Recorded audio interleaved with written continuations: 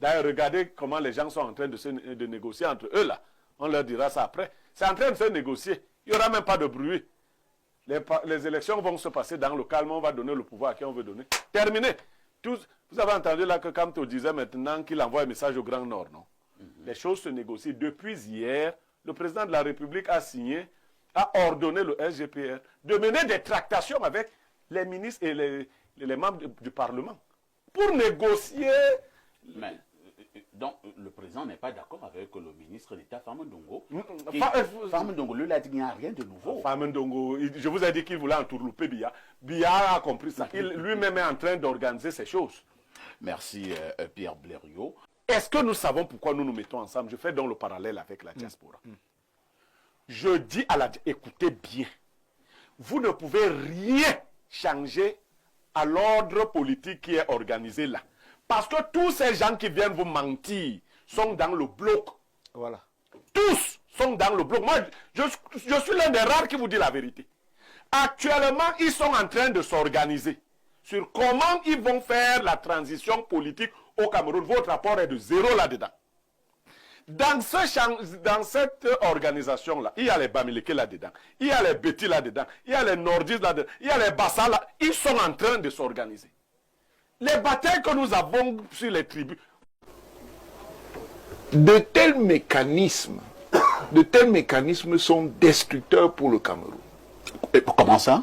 C'est destructeur à pour quel niveau? Parce que le Cameroun est un pays particulièrement divers. Si vous voulez construire la politique nationale seulement sur des équations de segmentation, vous arriverez à l'impasse. Absolument. Vous arriverez à l'impasse. Et même les partis qui auront fait l'effort de transcender les clivages entre communautés seront rattrapés dans cette logique par ce qui est en train de polluer la politique camerounaise, la politique des tours à la présidence. Et le tour étant conçu suivant une logique communautaire. Bon, comme c'est maintenant dans le tour de tout le monde a son tour à la présidence. Qui va donc aller à la présidence et les autres vont accepter? Et qui va laisser son tour? Et qui va laisser son tour? Vous voyez donc... Vous appelez ça la politique des tours? C'est la politique des tours à la présidence. Les uns demandent que on a déjà fait notre tour, on revient. Les autres disaient que là, vous étiez déjà. Ceux-ci sont là. Maintenant, nous aussi, on veut. C'est notre tour. Les autres encore disent que non, vous les trois là, vous avez déjà fait le pas, c'est votre tour. C'est notre tour. On peut s'en sortir. Mais ce qui dit est pertinent. On ne peut pas s'en sortir dans ces conditions. Et si vous voyez, si vous voyez, tel que les choses sont en train de se décider, ce qui doit faire la trame de la politique, la substance de la politique, n'est pas encore apparu. Que les gens disent aux gens ce qu'ils vont faire, ce qu'ils peuvent faire, ce qu'ils ne peuvent pas faire. Parce que dans cette ambiance-là, on est dans le temps des démagogues, où chacun vous promet, il va goudronner les murs et cimenter les routes. Et évidemment, il y a toujours des naïfs pour croire à cela. La tentation du pire, c'est le titre de ce texte du professeur Maurice Kamto en date du 16 juin 2025, dont la densité ne peut étonner que ceux qui ne sont pas habitués aux prises de parole tranchantes du leader du peuple du changement, du candidat de l'Alliance politique pour le changement. Dans ce texte fort évocateur, il est important de faire ressortir les messages phares que le leader du MRC a voulu transmettre au peuple du changement. Premièrement, il faut noter que le régime est désormais conscient de son incapacité à gagner la prochaine élection présidentielle face à l'aspiration profonde du changement par la grande majorité du peuple camerounais. La mobilisation de Paris lors du meeting du 31 mai est là pour l'illustrer. Le deuxième message, c'est que visiblement, le régime tente de mobiliser les changements anticonstitutionnels de gouvernement comme moyen pour se maintenir au pouvoir.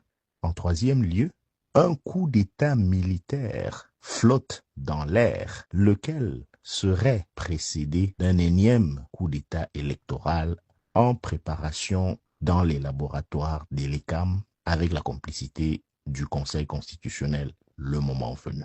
Un autre message important, c'est d'insister sur la caution de la machine judiciaire face à certains appels insurrectionnels de figures officielles du parti au pouvoir, garantissant ainsi leur impunité, pourtant tenant des propos gravissimes.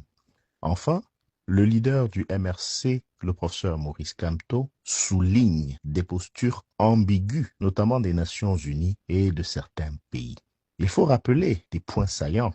Il faut rappeler des bornes comme le meeting de Paris du 31 mai, dont la mobilisation inédite a fait entrer en transe les turiféraires du régime de Yaoundé. Cette mobilisation lors du meeting de Paris a été suivie par une mobilisation sans précédent lors du retour annoncé du président Kamto à Douala le 8 juin. Il faut également rappeler que, à la suite des tirs groupés de divers responsables du régime, ont cru devoir se faire entendre, alors que ces mêmes dirigeants prétendaient que le meeting de Paris était un flop. Il faut rappeler l'obstination de l'ECAM à violer l'article 80 du Code électoral, demandant la publication de la liste nationale électorale depuis le 30 décembre dernier, alors même que nous sommes déjà entrés dans la période de convocation du corps électoral. Tout le monde voit que le régime tente de préparer l'opinion à une éventuelle disqualification du candidat du peuple du changement, dans un contexte où le RDPC lui-même se trouve dans l'incapacité juridique de présenter son propre candidat, et ce en raison de la violation de ses propres textes internes. Enfin, le président Kamto rappelle ce qui transparaît aux yeux de tout le monde comme étant la prise en otage d'un patriarche qui pourrait aspirer au repos dans la dignité. Le régime veut donc jouer avec le feu en faisant flotter comme un air de coup d'État sur le Cameroun. Cette tentative du pire espère que pour une énième fois, le régime méprisera le peuple et sa volonté souveraine de choisir lui-même ses dirigeants sans frais. Cet axe du mal associe désormais l'ONU au duo et l'ECAM Conseil constitutionnel avec en filigrane le soutien de certaines puissances dont on a vu des officiers supérieurs, un officier supérieur en l'occurrence de la gendarmerie française, improviser une visite de 2 jours au Cameroun. Et le président Kamto de se poser la question, et je cite, « La France et l'ONU sont-elles vraiment conscientes du rôle que veulent leur faire jouer le régime RDPC dans la mise en application de son projet de coup d'État militaire annoncé et assumé au cas où son candidat à l'élection présidentielle serait battu dans les urnes. » Telle est l'économie de ce texte dense du 16 juin dernier, La tentation du pire, du professeur Maurice Kamto. Des analyses sur le plateau, est-ce que nous n'allons pas dire que ce n'est pas très reluisant pour M. Bello Bouba, qui vient de prendre un énorme risque en claquant la porte de cette alliance? Oui, si c'était un risque, moi je pense que c'est un risque qui a été encouragé par sa base, et j'estime que là où il est en train d'aller, c'est avec le soutien de sa base. Je veux rappeler un peu dans les détails ce qui se passe. En 97, quand nous n'allons pas aux élections, parfait ici, le président Paul Biya, il a pratiquement 3000 votants pour lui, contre 4 millions inscrits. Il prend 3 millions. Alors, on va donc maintenant avec le soutien de l'UNDP, Madame Fadimatou, en 2004, où il va donc rafler 2,5 millions sur l'ensemble des 6,5 millions inscrits. Donc ça baisse. Ça baisse. On a donc 70%. On repart en 2011, il y a une hausse d'orgueil, on se retrouve à 3,5 millions sur les 7 millions de ça. Ça fait 77%. On revient en 2018, donc, avec le soutien toujours de l'UNDP à 71%, c'est-à-dire pour un électorat de 6,6 millions, on a 2 500 000 pour la RDPC. Vous comprenez que entre 1997 et 2018, vous avez environ 2 900 000 votants acquis à la cause du RDPC, avec le soutien de l'UNDP et des autres formations politiques. Maintenant, en ce qui concerne, puisqu'on en parle du Grand Nord, nous avons l'habitude de projeter 40% de l'électorat dans le Grand Nord. Cette année, nous avons compris, là, depuis samedi, dans la publication de Elekam, à travers son mur X, 8 219 000 électeurs inscrits. Ça, c'est probable pour les élections d'octobre prochain 2025. Nous avons un potentiel dans le Grand Nord de 3 300 000 électeurs. Avec nos 16 communes, parce qu'il faut préciser quelque chose, et parfait, Aïs l'a dit tout à l'heure, c'est passé inaperçu. La circonscription électorale pour la présidentielle, c'est le territoire national. Alors que pour les communes, il s'agit des proportionnels. Donc la majorité et la proportion. Ça veut dire quoi? Je prends un exemple, par exemple, dans la localité de Ngong, où vous allez challenger le RDPC. Vous êtes deux formations politiques. Le RDPC vous rafle 35 conseillers avec 7300 voix et vous venez avec 7100 voix. Je veux préciser ça pour qu'on comprenne un peu le potentiel électoral des formations politiques au niveau du territoire national. Ça veut dire que les 7100 voix vont être capitalisées. Et avec la somme de l'ensemble de l'électorat, on se retrouve pour le Grand Nord. Est-ce que vous allez encore vouloir démontrer? Avec un potentiel de 1 300 000 électeurs fondamentalistes. Ça, c'est extrêmement, puisqu'il est un adepte des statistiques. Oui, mais je suis perdu. Ceci pour démontrer quoi? Parce que vous avez parlé du risque. Vous avez Bello Bouba qui part aux élections en octobre 2025 avec seulement pour le Grand Nord, pour le nombre d'électeurs actuels, un potentiel d'1 300 000 électeurs. Heureusement, vous dites vraiment potentiel. Hein? Oui, Oui, bien sûr. oui. Et 1 ils sont 300 000 assis, électeurs. les 1 million Non, ça fondamentalement sur la base de notre potentiel ressent à partir des élections locales. Alors quand vous avez un président national dont il a une base minimale de 1 300 000 qui lui demande d'aller challenger les élections présidentielles en octobre 2025. Alors est-ce que c'est un grand risque? Je dis c'est un risque qui vaille la peine parce que cela va répondre aux doléances effectives des populations à la base. Donc, pour moi, le RDPC,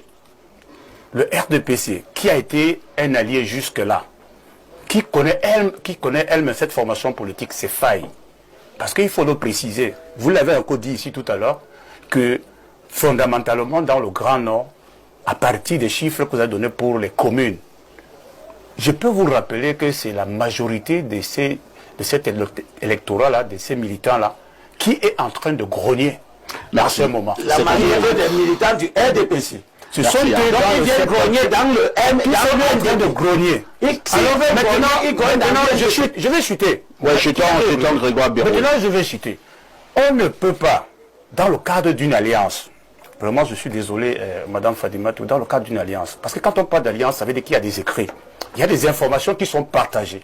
Et quand nous voulons échanger sur ces informations et qu'on pense que le cadre n'est pas approprié pour échanger sur la question, moi je pense qu'il y a une fuite simplement en avant. Parce que quand une alliance elle est rompue, ou bien elle s'arrête, ou elle est réévaluée, les résultats permettent déjà à l'opinion nationale de comprendre qu'est-ce qui s'est réellement passé.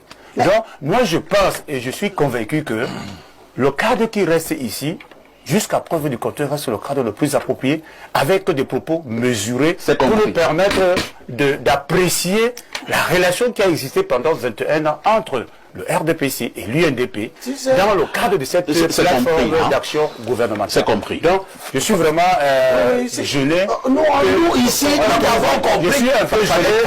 On trouve un peu des excuses pour qu'on ne puisse pas parler avec toute la politesse et le respect nécessaire, n'est-ce pas, des situations qui fâchent. Nous sommes sur l'échiquier. Nous sommes sur l'échiquier politique en tant qu'acteur politique. Nous avons à un moment décidé d'accompagner un processus avec des déterminants bien précis où il y a eu des insuffisances au niveau de la capitalisation des indicateurs et où l'évaluation a permis de comprendre que avec ce cheminement, on ne peut pas arriver... Vous l'avez suffisamment dit. On va passer la parole à Fadima. Vous l'avez également dit, on vous a le timing ne peut pas être Fadima Touré et Libye Lobet. Soyez un peu disciplinés sur le plateau. Monsieur Grégoire Béré, vous n'avez plus la parole. La parole est maintenant, s'il vous plaît, Libye Lobet. S'il vous plaît, vraiment soyons ordonnés sur ce plateau. Fadima Touré, revenons un peu en arrière, hein, surtout que depuis ce matin, nous faisons beaucoup d'histoire. En 1997, il y a eu un ministre dans ce pays qui s'appelait Titus Edjoua, qui a démissionné du gouvernement. SGPR, il faut le dire. Voilà, ancien SGPR, ancien ministre de la Santé, ancien ministre de l'Enseignement supérieur, pour ne prendre que ses postes, et qui a démissionné du gouvernement et a annoncé sa candidature pour l'élection de 1997. Quelque temps plus tard, il a été interpellé et mis en prison. Il a été accusé de détournement. Alors, pour le cas Chiroma, certaines informations, pour ne pas parler de certaines indiscrétions, circulent également en disant que il y a plusieurs dossiers qui sommeillent pour son cas, probablement également pour M. Bello Bouba. Est-ce que ce qui s'est passé dans la chambre des canards peut également se retrouver dans la chambre des poules? Je suis convaincu qu'au RDPC, nous faisons beaucoup de choses. Mais nous sommes loin d'être des magiciens qui disent dans les boules de cristal. Je ne pense pas que M. Titus avait été condamné parce qu'il était candidat. Des candidats, il y en a eu à profusion. On constate simplement que lorsqu'il n'annonçait pas sa candidature, il n'avait jamais été interpellé. Hein. Donc des rumeurs comme ça, nous en avons. Par exemple, sur ce qui se passe aujourd'hui, il y a eu des rumeurs et des contre-rumeurs. Vraiment, laissons les choses couler. Mais ce sur quoi je voudrais revenir, pour corriger, pour un peu... Alors rapidement, on va y avoir de temps. Pour dire à M. Elibi pas de 21 ans, ça fait de 28 ans. 28. Vous dormez ensemble dans un même lit avec ce que vous appelez aujourd'hui un serpent. En 28 ans, il ne vous mord pas. Ça, c'est vos expressions. Hein. Figurez-vous que moi, je vous écoute quand vous parlez. Non, désolé. Si à 28 ans, le serpent ne vous mord pas, il faut dire que c'est un serpent bon. Très gentil. C'est un serpent amoureux. Maintenant, c'est un serpent amoureux. Amoureux, très amoureux de sa partenaire. Mais ça va pas changer sa nature. Il était serpent. Donc, ce sont les autres qui le parlent. À la 28e année, on découvre que c'est le serpent qu'on avait. Pourtant, ils se sont accrochés comme quelqu'un d'autre. Donc, et je suis également très intéressé par ces déclarations. Depuis, il parle du Grand Nord, du Grand Nord, du Grand Nord. La circonscription électorale nationale, le RDPC a cette chance-là de regarder globalement. C'est ma première fois de constater en politique que 16 communes pèsent mieux que 60 communes qui sont gérées par le RDPC. Peut-être ça c'est... Bon, il y a un de nos responsables politiques qui lors d'un meeting disait que la politique c'est pas la science exacte et que 2 et 2 peuvent faire 100, 2 et 2 peuvent faire 10, mais là je suis interloqué. Nous disons ceci, il a dit, l'élection se gagne à la majorité relative, à la majorité absolue lorsqu'il s'agit des communes. Quand il y a ces relatifs, il y a troisième personne, on fait le partage. Ça veut dire que vous n'avez pas 100% d'électeurs acquis à votre cause. Vous avez partagé les électeurs. Vous avez eu 50 plus 1 qui vous permet de rafler, ou bien 50 plus 7 qui vous permet de rafler. Vous pensez que ce qui reste là, ça ne compte pas? Et si nous faisons le ratio sur la soixantaine de communes, ça veut dire que ceux qui ont voté pour le RDPC, contrairement à le ratio, à la somme de ce qui reste, ceux-là sont toujours plus nombreux. Pour faire la politique, sincèrement, il faut apprendre à être sérieux. Être sérieux, c'est aller aux élections. Par exemple, la plateforme, c'était seulement pour l'élection présidentielle. Je me souviens en 2020, il y a un jeune parti politique, le PCRN, qui a été candidat à Fumbote chez moi. Ça veut dire quoi? Avoir déjà la possibilité de constituer 41 conseillers municipaux. Ça veut dire qu'on a une ressource humaine. En revanche, je n'ai jamais vu le SDF en 2007 est entré dans la commune de Fumbote dans le partage avec 3 conseillers. Ce qui veut dire qu'ils ont des gens là-bas. Quand ils se projettent sur la scène politique, ça veut dire qu'ils ont au moins des tentacules. Quand on vient vous dire que les partis, au niveau de l'élection présidentielle, le RDP a glané ceci, en même temps, il ne vous dit pas que le SDF qui en 92 avait 35% est allé décrescendo. Vous voulez nous dire que tous les électeurs du SDF étaient là-bas? S'il y a quelqu'un qui a perdu dans le parcours politique, c'est bien le SDF parce qu'il est allé décrescendo. Et si c'est sur cette base que vous comptabilisez, vous élaborez votre stratégie, vous êtes en train de nous dire d'aller dormir en paix et continuer là où nous avions laissé le travail. Merci. Vous êtes toujours en direct sur Info TV. Le programme, c'est Libre Expression. Nous marquons une autre touche pause et on reviendra pour la dernière ligne droite de ce programme. Son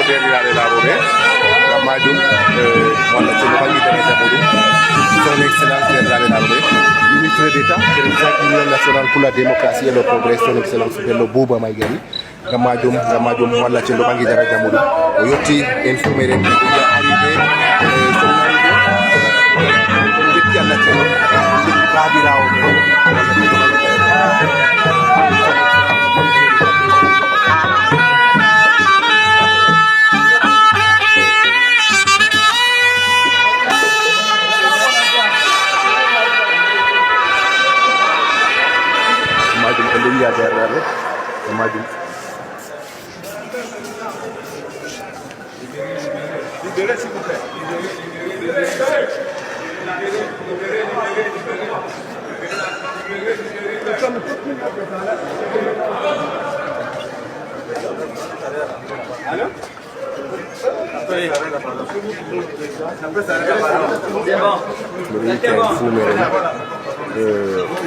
On a regardé l'arrivée de monsieur son Excellence Bello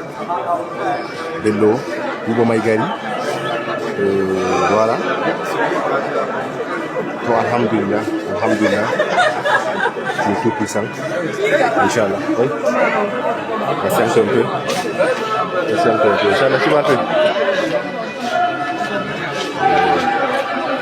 Je suis fier d'être avec lui à ces moments. Très fier.